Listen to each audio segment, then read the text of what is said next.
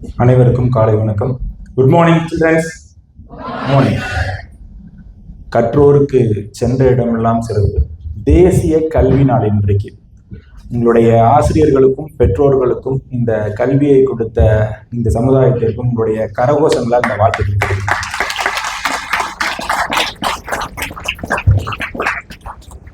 தேசிய கல்வி நாளில் இந்த சிறப்பான ஒரு நிகழ்வை ஏற்படுத்தி கொடுத்திருக்கின்ற இண்டஸ்ட்ரியல் வேஸ்ட் மேனேஜ்மெண்ட் அசோசியேஷனுடைய துணைத் தலைவர் திரு தியாகராஜன் அவர்களுக்கும், அதே போல இன்று சீஃப் கெஸ்டாக அமர்ந்திருக்கக்கூடிய ப்ரொஃபஸர் காஞ்சனா மேடம் அவர்களுக்கும், திரு நடராஜன் சார், திரு வெங்கட்ராமன் சார், திரு ஜெகநாதன் மற்றும் எங்களுடைய அசோசியேஷனுடைய துணைத் தலைவர் திரு ஜெயக்குமார் அவர்கள் அனைவரையும் காலை வணக்கங்களை தெரிவித்துக் கொண்டு, ரொம்ப சிறப்பான நாள்.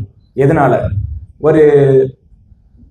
ஒரு கல்வி அனைவருக்கும் சமமான வாய்ப்பா கிடைக்குதா இந்த நாட்டுல அப்படின்னு கேட்டா, அது இன்னும் நிறைய இடத்துல சேராம இருக்கு.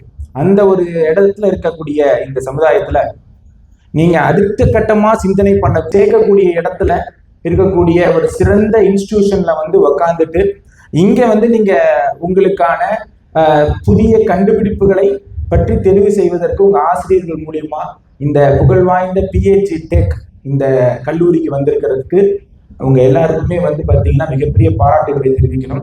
ஏன் அப்படின்னு கேட்டீங்கன்னா, 20-30,000 குழந்தைகள் இந்த கோவை மாநகரத்துல பள்ளிகளில் படிச்சுட்டு இருப்பாங்க. ஆனா இங்க இருக்கக்கூடிய ஒரு 500-1000 மாணவர்களுக்கு தான் இந்த வாய்ப்பு. இங்க இந்த இடத்துல உட்காந்து உங்களுடைய சிறந்த ஆசிரியர்கள் மூலியமா உங்களுக்கான ஆராய்வுகளை தெரிஞ்சுக்கிட்டு அதை கொண்டு இங்க நீங்க என்ன பண்ண போறீங்க, காட்சிப்படுத்த போறீங்க. இந்த மென்டரிங் செஷன்ஸ் பொறுத்த வரைக்கும் என்ன, கடந்த நீங்க இப்போ ஃபர்ஸ்ட் டைம் வந்திருக்கீங்களா இல்லை லாஸ்ட் இயர் வந்திருக்கீங்களான்னு தெரியல, பட் கடந்த 3-4 ஆண்டுகளாக நாங்கள் கவனிக்கும் போது பார்த்தீங்கன்னா, இந்த industrial waste management association industrial கழிவுகளை மட்டும் சீர்படுத்தாமல் சமுதாயத்தில் இருக்கக்கூடிய சிந்தனை கழிவுகளை சரிபடுறதுக்காகவே இந்த சிறப்பான ஒரு ஏற்பாடு செஞ்சிருக்காங்க. அதுக்காகவே இந்த அமைப்புக்கு மிகப்பெரிய பாராட்டுகளை தெரிவிக்கணும். என்ன காரணம்? மாணவர்களுக்கு எல்லா ஊர்லயுமே கரெக்டான ஒரு வாய்ப்பு கிடைக்குதா அப்படின்னா கிடைக்கிறது கிடையாது. கிடைக்கக்கூடிய வாய்ப்புகளை பயன்படுத்தக்கூடிய மாணவர்கள் ரொம்ப குறைவா இருக்காங்க. அதுவும் ஒரு பெரிய பிரச்சனையா இருக்கு. காரணம், ஆசிரியர்கள் 50 மாணவர்களையும் சமமாக தான் நடத்துவாங்க. அவங்களுக்கு தேவையான கல்வியை ஒரே சமமாக தான் போதிப்பாங்க. ஆனா அதுல இருந்து 1-2 குழந்தைகள் தான் மேம்படுத்தி அந்த கல்வியை கற்றுக்கொண்டு அதுல சிறந்த மாணவர்களாக தெரிவு செஞ்சு அதுல இருந்து அவங்க இங்க அமர்ந்தும் போது ஒரு 20-30 காலேஜ் ஸ்கூல்ல இருந்து இந்த கல்லூரியில உட்காந்து ஒரு பிரம்மாண்டமான ஒரு நிகழ்வுல கலந்துருக்கீங்க. முதல்ல அதை நினைச்சுக்கங்க. ஏன்னா பிகாஸ் இந்த எவ்வளவு பெரிய பிரம்மாண்டமான ஒரு நிகழ்வு அப்படின்னா, படிப்பு என்பது அந்த கிளாஸ் ரூமையும் அந்த கிளாஸ் இல்லாம வெளியில அந்த பள்ளியினுடைய சுற்றுப்புறத்தை மட்டுமே வச்சு செயல்படுத்தக்கூடிய விஷயங்கள் கிடையாது. இந்த கல்லூரி ஆகட்டும் மற்ற எல்லா இடங்களையும் நீங்க உங்களுடைய சிந்தனையை பெரிய அளவுல பரவலாக வச்சிருந்தீங்கன்னு சொன்னா இந்த இடத்தை அடைவதற்கு மிக சிறப்பான நாள் உங்களுக்கு காத்துட்டு இருக்கு.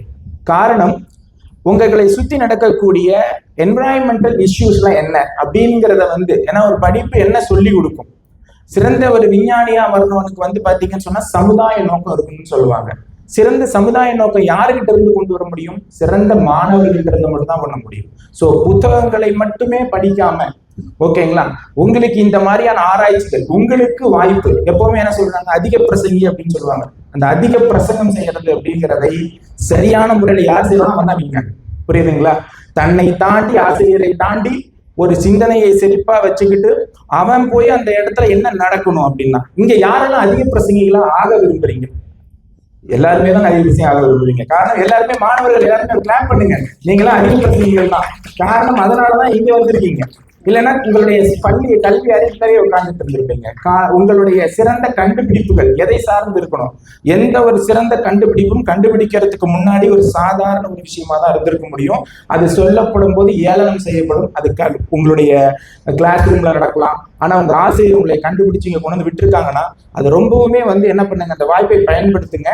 அந்த வாய்ப்பை பயன்படுத்தி இந்த சுற்றுச்சூழலை காப்பாற்றக்கூடிய பல திட்டங்களை உங்ககிட்ட இருந்து கண்டுபிடிங்க.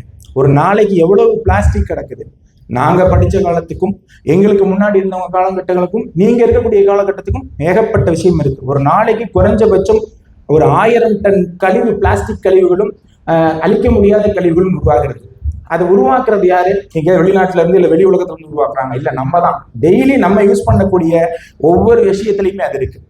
நீங்க அப்ப எந்த விதமான கழிவுகளை எப்படி அதை அகற்றுவதுங்கிறது உங்களுடைய கண்டுபிடிப்புகள்ல இருக்கட்டும். அதனால என்ன உங்களுக்கு நன்மை கிடைக்கும்? நீங்க இப்ப சந்தோஷமா இருக்கிறதுக்கான சூழல், நம்ம எவ்வளவு ஒரு சிறப்பான நாட்டுல இருக்கோம், எவ்வளவு அமைதி சூழல் நிலவிட்டு இருக்குங்கிறத நம்ம இங்க பார்க்க முடியுது.